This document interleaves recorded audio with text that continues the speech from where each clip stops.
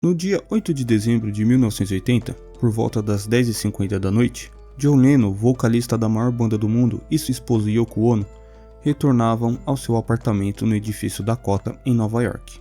Eles estavam voltando de uma sessão de gravação no estúdio Record Plant, onde mixavam a música Walking on Thin Ice, após um hiato de 5 anos na carreira musical do cantor. Ao chegarem ao edifício, Yoko Ono desceu primeiro da limusine e andou alguns metros à frente de John até chegar à escada de entrada. John seguia alguns metros atrás dela quando uma voz chamou Mr. Lennon. Logo depois, 5 tiros foram disparados e 4 atingiram suas costas. O autor dos disparos era Mark David Chapman, um homem de 25 anos que havia conseguido um autógrafo de Lennon mais cedo naquele mesmo dia. Após os tiros, o porteiro do edifício e uma das testemunhas oculares desarmou Chapman e chutou a arma para longe.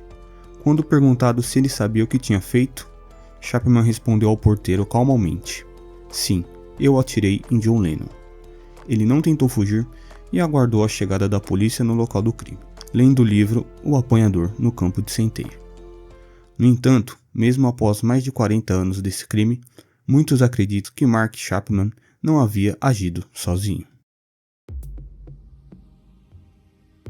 I think all our society is run by insane people for insane objectives. You know? And I think that's what I sussed when I was 16 and 12 way down the line. But I expressed it differently all through my life. It's the same thing I'm expressing all the time. But now I can put it into that sentence that I think we're being run by maniacs for maniacal ends, you know. If anybody can put on paper what our government and the American government, etc., and the Russian, Chinese, what they are actually trying to do, you know, and what they think they're doing, I'd be very pleased to know what they think they're doing. I think they're all insane, you know, but I'm liable to be put away as insane for expressing that. You know, that's what. Em 1971, após o término dos Beatles, John Lennon e Yoko Ono decidem mudar-se para os Estados Unidos, mais especificamente para a cidade de Nova York, marcando uma decisão que transformaria suas vidas de maneira irreversível. John sempre teve uma postura rebelde e irreverente, mas após se relacionar com Yoko, seu ativismo político e social se intensificou. 2 anos antes, em 1969, durante o segundo bed-in do casal, um tipo de protesto pacífico realizado deitados em uma cama, lançaram a música Give Peace a Chance.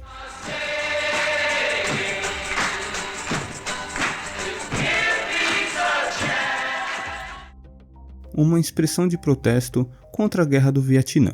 A canção rapidamente se tornou um hino anti-guerra, sendo entoada por mais de 250 mil manifestantes em Washington durante um protesto no dia 15 de novembro de 1969. No mês seguinte, o casal financiou a exibição de outdoors com a mensagem "A guerra acabou, se você quiser", em diversos idiomas locais em várias cidades ao redor do mundo. Essa ação buscava espalhar a mensagem de paz e convidar as pessoas a se unirem contra a guerra. Já estabelecido nos Estados Unidos em dezembro de 1971, Lennon se envolveu em um evento marcante, uma manifestação pela libertação de John Sinclair, ativista dos Panteras Negras, condenado a 10 anos de prisão por posse de 2 cigarros de maconha. Lennon compôs uma canção para apoiar Sinclair, o que, somado ao evento e ao protesto, exerceram forte pressão sobre as autoridades, resultando na libertação de Sinclair. O então presidente dos Estados Unidos, Richard Nixon, começou a monitorar de perto o cantor. Não foi apenas Paul McCartney que foi alvo de ataques no álbum Imagine. Na música Give Me Some Truth, Lennon expressou claramente sua revolta contra o presidente norte-americano. À medida que as eleições se aproximavam e Nixon buscava a reeleição, algo novo estava no ar. Seria a primeira vez em que os jovens de 18 anos estariam aptos a votar. John Lennon representava uma ameaça aos planos do presidente. Lennon considerou fazer uma turnê pelo país contra a campanha de reeleição de Nixon, programando shows para depois dos discursos do presidente em suas convenções. Preocupado com a influência que Lennon poderia exercer sobre o eleitorado mais jovem, Nixon iniciou o envio de agentes do FBI para monitorar os shows do cantor. Sob a vigilância constante do FBI, o que John Lennon já suspeitava em suas entrevistas e declarações públicas se confirmou. Ele estava sendo espionado e monitorado pelo governo. Em uma entrevista ao podcast Raconteurs, conduzida por Bob Harris, apresentador musical da BBC e DJ, surgiu a alegação intrigante de que Richard Nixon recrutou até mesmo Elvis Presley, seu grande amigo, para espionar John Lennon. O presidente instruiu Elvis a obter o máximo de informações possíveis sobre Lennon. Com possivelmente até Elvis Presley vigiando seus passos, não demorou para que o governo americano descobrisse aspectos negativos da vida de John. Em 1972, souberam que Lennon tinha uma condenação por posse de maconha no Reino Unido, o que tecnicamente o desqualificava para entrar no país. No mesmo ano, ordenaram sua deportação. Ciente disso, o cantor afirmou que não iria se opor à campanha de reeleição. Nixon foi reeleito com 60% dos votos. Ficou claro que a estratégia de intimidação de Nixon havia funcionado e John evitou a deportação. Posteriormente, em 1975, os juízes anularam a ordem de deportação de John Lennon, e um ano depois ele obteve seu Green Card, tornando-se residente permanente. Após a trágica perda de John Lennon, o historiador John Wiener, o autor do livro Give Me Some Truth: The John Lennon FBI Files, enfrentou uma batalha legal de 14 anos para obter a liberação dos arquivos do FBI, contendo 281 páginas de informação sobre o artista. Esse processo ocorreu no âmbito da Lei de Liberdade de Informação. O livro apresenta relatórios minuciosos de informantes confidenciais descrevendo a rotina dos ativistas anti-guerra, memorandos encaminhados à Casa Branca, transcrições de programas de TV com a participação de Lennon e até uma proposta para sua prisão pela polícia local por acusações relacionadas à droga. Além disso, o documentário The Use vs. John Lennon, lançado em 2006, proporciona uma compreensão aprofundada do ativismo e da vida pessoal de Lennon, contextualizando o período político e social da época. We can get peace now if we want it now, and the left wing talk about giving the power to the people. You know, anybody knows that the people have the power. All we have to do is awaken the power in the people. The people are unaware. It's like they're not educated to realize that they have power. They put the politicians in power, they vote for the local mayor, the people do it, but the system is so geared that everybody believes that just the father will fix everything, the father being the government. Government will fix everything, it is all government's fault, you know, shaky fist at the government. Well, we are the government. The people are the government and the people have the power, but we must try and make them aware of this. Ao retornarem aos Estados Unidos após serem libertados da prisão na Coreia, alguns ex-prisioneiros de guerra americanos surpreenderam a comunidade de inteligência dos Estados Unidos ao expressar apoio à causa comunista. Essa mudança inesperada gerou grande preocupação. O temor de que os soviéticos e chineses pudessem ter desenvolvido técnicas de controle mental e que seus agentes ou ex-prisioneiros de guerra pudessem divulgar informações sensíveis levou a recém-criada CIA, a Central de Inteligência dos Estados Unidos, a alocar 25 milhões para realizar experimentos psiquiátricos em humanos. Assim, no início de 1950, a CIA deu início a um programa secreto de experimentos ilegais em seres humanos, conhecido como MK-Ultra. O objetivo principal desse projeto era buscar o controle mental e a lavagem cerebral durante a Guerra Fria. O MK-Ultra consistia em vários subprojetos, muitos deles conduzidos em universidades, hospitais e instituições de pesquisa, não apenas nos Estados Unidos, mas também em alguns casos no exterior. O foco principal era desenvolver técnicas para o controle mental e comportamental, utilizando drogas e outras substâncias psicoativas com o propósito de obter informações de inteligência e influenciar o comportamento humano. Além do uso de drogas, o programa explorava métodos como hipnose, eletrochoque, isolamento, privação sensorial e outras práticas para controlar a mente humana. O objetivo final era criar agentes que pudessem realizar tarefas sem lembrar-se ou ter consciência de suas ações. O programa foi oficialmente encerrado em 1973, embora algumas atividades possam ter continuado de forma mais discreta. A revelação pública dessas pesquisas ilegais da CIA ocorreu em 1975, quando o Congresso dos Estados Unidos conduziu investigações por meio de uma comissão especial e um comitê no Senado. No entanto, a maioria dos documentos já havia sido destruída. O advogado e jornalista Fenton Brasler levantou a possibilidade da participação da CIA no assassinato de John Lennon em seu livro de 1990, chamado Who Killed John Lennon? Quem matou John Lennon? A teoria sugere que o atirador foi submetido à lavagem cerebral pela agência para se tornar um assassino, um conceito semelhante apresentado no livro e no filme adaptado The Manchurian Candidate, conhecido no Brasil como Sob o Domínio do Mal. A trama aborda a história do filho de uma proeminente família com uma longa tradição política nos Estados Unidos, que é submetido a uma lavagem cerebral, transformando-se em um assassino involuntário a serviço do Partido Comunista. Na vida real, um dos agentes gerados por esse projeto designado para realizar o assassinato ou servir como bode expiatório para o homicídio de John Lennon, que era considerado um comunista subversivo pelo governo, seria Mark Chapman. Além de Lennon, outras lideranças populares também teriam sido mortas pelos mesmos motivos. Em 1975, John Lennon decidiu tirar um ano sabático. Em 1976, ele conseguiu seu visto. Durante esse período, a eleição do democrata Jimmy Carter para a presidência naquele ano desacelerou os planos de assassinato da CIA em colaboração com o FBI. Os planos só foram retomados em 1980, ano em que Lennon e Yoko lançaram o álbum Double Fantasy. Coincidentemente, isso ocorreu junto ao término do mandato de Carter e a posse de Ronald Reagan, um republicano cuja campanha foi administrada por William Casey. Em dezembro de 1981, logo após o assassinato de John, Casey assumiu como novo diretor da CIA. Se analisarmos a vida de Mark Chapman de acordo com essa teoria, encontramos uma série de eventos intrigantes que parecem corroborar com essa narrativa. Chapman nasceu em 10 de maio de 1955, em Fort Worth, no Texas, filho de um militar e uma enfermeira. Durante sua infância, ele foi vítima de abusos sexuais e psicológicos, que o levaram a uma tentativa de suicídio na juventude. Desde sua infância, Chapman começou a fantasiar sobre ter um poder divino sobre um grupo de pequenas pessoas imaginárias que viviam nas paredes de seu quarto. Sua família mudou-se para DeCaro, Geórgia, onde frequentou a Columbia High School. Aos 14 anos, enfrentou problemas com o uso de drogas e chegava até mesmo faltar às aulas para usá-las, chegando a fugir de casa e viver nas ruas de Atlanta por 2 semanas. No entanto, tudo mudou em 1971.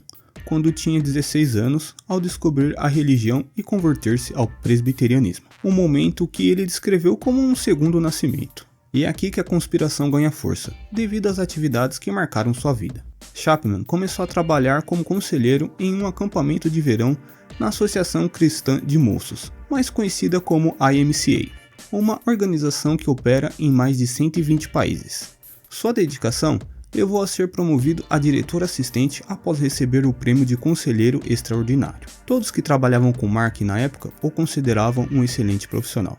Posteriormente, ele obteve sucesso ao trabalhar para a Visão Mundial, uma organização presente em mais de 100 países. Naquela época, ele auxiliou refugiados vietnamitas em um campo de reassentamento em Fort Chaffee, no Arkansas, após uma breve missão semelhante no Líbano. Chapman foi nomeado coordenador de área e assessor principal do diretor do programa Dave Moore, que mais tarde mencionou que Chapman tinha um profundo cuidado pelas crianças e era um trabalhador dedicado. Durante esse período, começou a acompanhar Moore em reuniões com autoridades governamentais, chegando até cumprimentar o então presidente Gerald Ford. Em 1977, mudou-se para o Havaí, onde fez uma tentativa de suicídio por asfixia, ao conectar uma mangueira ao escapamento de seu carro. No entanto, a mangueira derreteu e a tentativa falhou. Ele então foi internado por depressão clínica no Castle Memorial Hospital, sendo posteriormente liberado para trabalhar no mesmo hospital. No ano seguinte, em 1978, Chapman embarcou em uma viagem de 6 semanas ao redor do mundo, visitando diversas cidades, incluindo Tóquio, Seul, Hong Kong, Londres, Paris e até mesmo Dublin. Chapman ainda manteve seu emprego no Castle Memorial Hospital como impressor, trabalhando de forma independente, sem colegas ou pacientes ao seu redor. Em um curto espaço de tempo, foi demitido pelo hospital, depois recontratado, mas acabou brigando aos gritos como enfermeira e pediu demissão. Em seguida, conseguiu um emprego como segurança noturno e começou a consumir álcool em excesso. Na mesma época, desenvolveu uma série de obsessões, incluindo arte, o livro O Apanhador no Campo de Centeio, música e o cantor John Lennon. Em setembro de 1980, escreveu uma carta a uma amiga na qual afirmava: "Estou enlouquecendo", e assinou como O Apanhador no Campo de Centeio. Chapman não tinha antecedentes criminais antes de viajar para a cidade de Nova York com o intuito de assassinar John Lennon. Suas atividades no IMCA e na Visão Mundial organizações que poderiam ter possíveis ligações com a CIA, juntamente com suas viagens e seus problemas pessoais, incluindo tratamentos psicológicos e emprego que poderiam estar associados ao projeto MKUltra, são os elementos que alimentam essas teorias. É importante ressaltar que, embora a CIA esteja envolvida em diversas atividades, organizações e operações ao redor do mundo, não há informações claras que confirmem uma parceria direta ou relação oficial entre a CIA, a IMCA e a Visão Mundial. O assassino afirmou repetidamente ouvir uma voz que o instigava a cometer o ato, o que ampliou essas teorias de que ele poderia ser um agente programado pelo MKUltra. Everything was like dead calm, and I was ready for this to happen. I even heard a voice, my own, inside of me say, "Do it, do it, do it. You know, here we go." And then afterwards, it was like the film strip broke. Um dado intrigante é que, após o trágico assassinato, a equipe legal de Mark Chapman planejava apresentar uma defesa alegando insanidade mental. Essa estratégia se basearia no testemunho de especialistas em saúde mental, que afirmava que ele estava em um estado de psicose delirante. Um desses especialistas, como menciona o The New York Times em dezembro de 1981, foi Milton V. Klein, um especialista em hipnose que era cofundador e ex-presidente da Associação de Hipnose Clínica Experimental, além de editor fundador e primeiro editor emérito do Jornal Internacional de Hipnose Clínica e Experimental. Este fato alimenta ainda mais as teorias de que o autor poderia estar hipnotizado. Dr. Milton Klein, a psychologist, a clinical and experimental hypnotist, and unpaid consultant to the CIA. E após essas entrevistas com os especialistas em saúde mental, surpreendentemente, Chapman colaborou mais com a acusação que argumentava que seus sintomas não correspondiam a um diagnóstico de esquizofrenia. À medida que o julgamento se aproximava, ele instruiu seus advogados a declará-lo culpado, baseando-se no que acreditava ser a vontade de Deus. O juiz aceitou essa decisão e o considerou apto para o julgamento. Chapman foi condenado à prisão perpétua, com a condição de receber tratamento psiquiátrico. A partir do ano 2000, Chapman tornou-se elegível para solicitar liberdade condicional.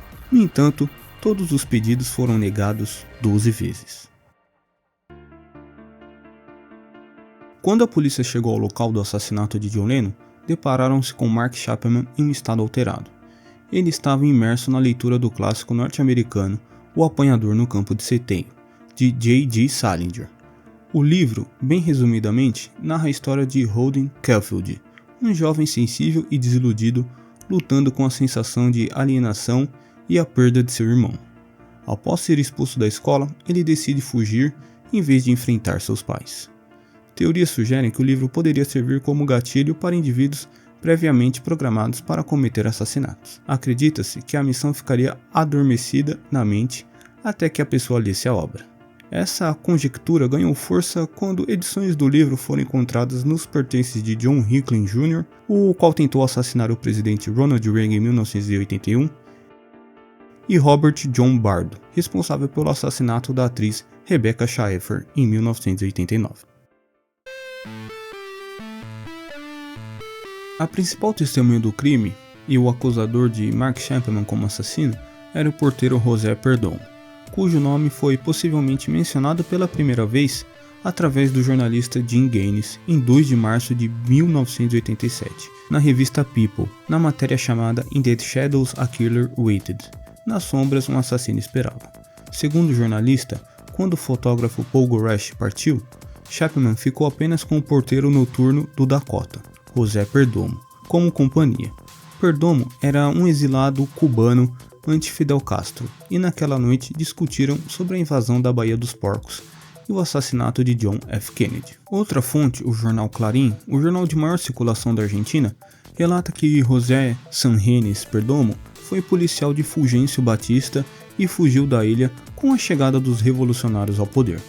No entanto, Perdomo não desistiu e participou da chamada Operação 40, uma manobra realizada pelos Estados Unidos para desestabilizar a Revolução Cubana.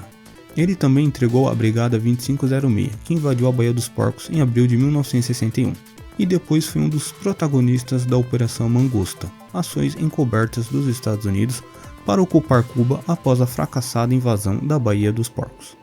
Os jornais britânicos The Guardian e Daily Express também já mencionaram essa teoria em uma de suas matérias. Não está claro como Roger Sanrienes Perdomo, suspeito de ser agente da CIA, era o porteiro de Lennon. Mesmo com fontes relevantes, é difícil afirmar se o José Perdomo, porteiro, era o mesmo José Perdomo de ligações com a CIA, já que agentes desse tipo mudam de identidade frequentemente, e praticamente não existe fotos de ambos, mas é interessante considerar que essa testemunha tão importante nunca surgiu em entrevistas ou teve qualquer tipo de relevância em um dos maiores assassinatos do século XX. Recentemente, o pesquisador, produtor de TV e escritor inglês David Whelan acredita que o músico foi morto por tiros provenientes de duas armas. Uma pertence a Mark David Chapman e outra de uma pessoa não identificada. Whelan apresentou essas suspeitas em uma reportagem do jornal britânico Daily Mail. Após uma longa pesquisa de 3 anos, ele está trabalhando em um livro sobre a morte de John Lennon e alega ter reunido evidências que questionam a crença de que o assassino confesso, Mark David Chapman, seja o único responsável no crime. No entanto, mesmo com a confissão de Chapman, David Whelan suspeita que outras pessoas possam ter participado do assassinato de John Lennon, levando a possíveis equívocos na investigação. Whelan aponta que John Lennon foi atingido por 4 tiros, com 2 balas ainda alojadas em seu corpo. De acordo com Whelan, apenas uma das balas retiradas do corpo de Lennon correspondia ao revólver que Mark David Chapman utilizava. Ele observa que o relatório da autópsia menciona uma bala proveniente de uma arma calibre 38 SWC e outra de calibre 38 Special. Whelan argumenta que essas munições diferentes podem indicar o envolvimento de 2 assassinos. Embora seja improvável, é possível o uso de diferentes munições em uma única arma, explicou Whelan ao jornal inglês. No entanto, Chapman sempre afirmou ter usado uma única munição, com a qual estava familiarizado de sua época em que trabalhava como segurança. A descoberta de 2 munições no corpo de John Lennon é altamente intrigante, finaliza o escritor. A perda precoce de John Lennon é muito mais do que apenas um trágico episódio causado pela loucura de um homem ou uma possível conspiração. É uma ferida profunda que atingiu não apenas a música, mas também o coração de uma geração e das que estavam por vir. O que ocorreu naquele fatídico dia não foi apenas o assassinato de um ícone, o cantor da maior banda do mundo. Foi a devastação de uma parte da alma musical, um golpe que ressoou em milhares de fãs e que deixou um vazio insuperável. John Lennon era um símbolo de ideias, de sonhos, de união e de amor. Se tratando de John Lennon, 2 coisas são eternas: o seu legado e o luto por sua ausência.